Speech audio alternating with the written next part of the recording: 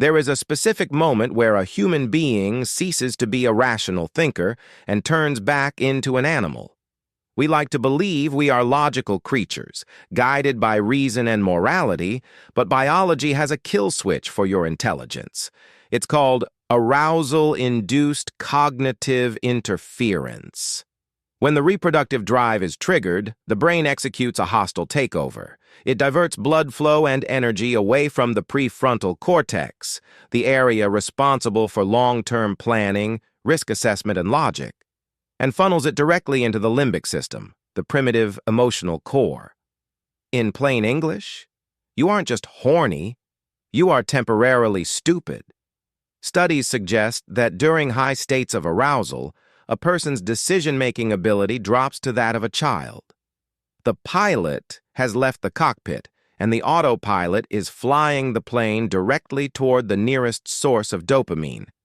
This is why you can look at a situation that is objectively a disaster, a dangerous affair, a toxic ex, or a risky public encounter, and your brain will look you dead in the eye and say, "This is a great idea." The terrifying part is that you don't realize it's happening. The brain doesn't just turn off logic, it actively suppresses the voice of caution. It silences the alarm bells. You think you are making a choice, but you aren't. You are under the influence of the most potent drug ever created by nature. This explains one of the most baffling behaviors in human relationships. Why do smart people pursue partners who are clearly toxic, unstable, or dangerous? Why do we walk directly into the fire? Under normal circumstances, your brain has a built-in security system called the amygdala. Its job is to scan the environment for threats. If a person acts erratically, shows aggression, or displays narcissism, the amygdala screams, "Danger! Get away!" But lust acts as a silencer. Neuroimaging studies have shown that sexual arousal actively dampens the activity of the amygdala. It literally drugs the security guard. It cuts the wires to the alarm system. But it gets darker.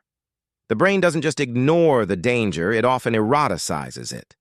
Psychologists call this the misattribution of arousal. Think about it. Fear and lust produce almost the exact same physical symptoms: racing heart, sweaty palms, dilated pupils, and shallow breathing. When you are with a chaotic or unpredictable partner, your body enters a state of high alert, fight or flight. But because you are attracted to them, your brain mislabels this high-stress anxiety as passion. You think you are feeling an intense soul connection, but in reality, you are just terrified. The volatility becomes addictive. The red flags don't scare you off. They act as a superstimulant. You aren't ignoring the danger because you are brave. You are ignoring it because you are chemically blinded. Your brain has decided that the potential genetic reward of reproduction is worth the high risk of destruction. It is a biological gamble where your DNA rolls the dice and your sanity pays the price. But the deception goes deeper than just ignoring danger. The brain doesn't just blind you to the bad, it actively hallucinates the good. This is where we encounter the most dangerous cognitive bias in dating: the halo effect. The halo effect is a glitch in human psychology, where we assume that because someone is physically attractive, they must inherently possess other positive traits. If they have a symmetrical face, your brain automatically fills in the blanks. They must be kind. They must be intelligent. They must be funny. You haven't exchanged 2 words with them, yet you are convinced they have a beautiful soul. Why? Because your brain hates ambiguity. It cannot handle the idea that a genetically perfect specimen might be boring, cruel, or completely incompatible with you. So it writes a fake resume for them. You aren't falling in love with them. You are falling in love with a character you invented in your head. You are projecting your own desires, your own need for connection, onto a blank canvas. This is why crushes are so powerful. because a crush is 10% reality and 90% imagination. In your mind, they never say the wrong thing. They never have bad days. And they understand you perfectly. This is the tragedy of the halo effect. You chase this person for months, maybe even years. And when you finally catch them, when you finally sit down and talk to them, you are often devastated to find that they are just ordinary. The goddess is just a girl. The hero is just a guy. The personality you worshipped was never real. It was a hallucination induced by your own desire to reproduce. And then, inevitably, the fever breaks. The moment the biological transaction is complete, whether it takes 10 minutes or a few months of a relationship, the chemical floodgates in your brain slam shut. The dopamine, oxytocin, and adrenaline that were fueling your obsession evaporate instantly. This is the moment the pilot returns to the cockpit. The prefrontal cortex reboots. The lights flicker back on in the logic center, and you are hit with the hardest reality check a human being can experience.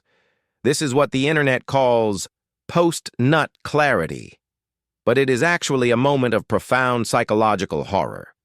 You look at the person sleeping next to you, or you read the desperate texts you sent at 2 a.m., and you feel a wave of physical cringe.